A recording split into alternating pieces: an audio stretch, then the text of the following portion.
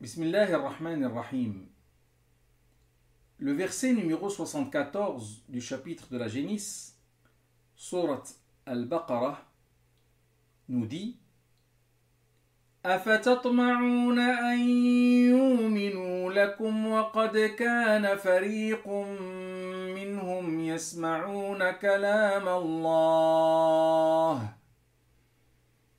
وقد كان فريق منهم يسمعون كلام الله ثم يحرفونه من بعد ما عقلوه وهم يعلمون.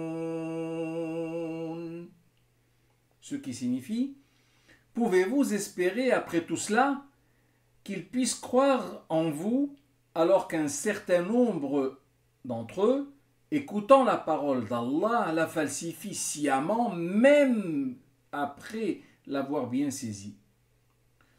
Ce discours s'adresse de toute évidence aux musulmans, comme pour leur mettre la puce à l'oreille et les persuader que le peuple d'Israël est vraiment dur à cuire et qu'il n'est pas utile de perdre du temps avec lui dans l'espoir de le voir un jour reconnaître une vérité qui ne l'enchante guère, car finalement, il n'en fait qu'à lui-même et reste pour le moins imprévisible.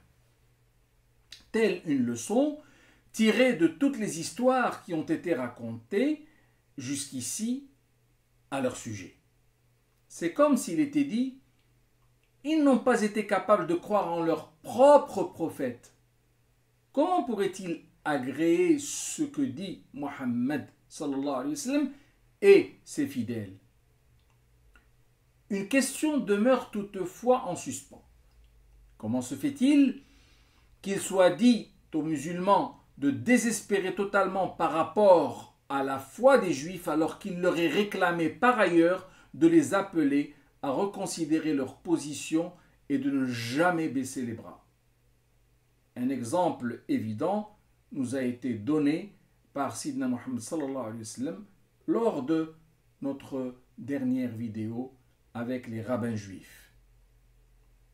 Alors, est-ce que tout cela est contradictoire? La réponse est naturellement non, car le discours coranique dans ce verset ne fait qu'attirer l'attention des fidèles sur une vérité qu'ils devraient garder en mémoire afin de ne pas trop dépenser d'énergie quand cela n'est guère nécessaire.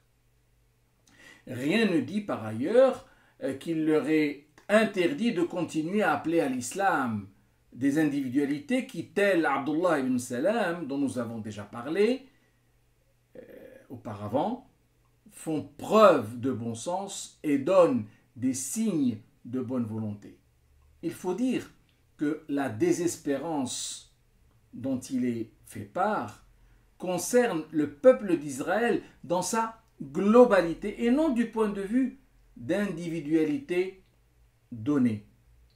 Notez aussi que les coupables de la falsification de la parole de Dieu, auxquels fait allusion le verset, ne représentent qu'une infime partie des Israélites, et non tous, bien sûr. Qu'Allah soit loué et fasse-t-il que nous soyons tous bien agréés. Amen.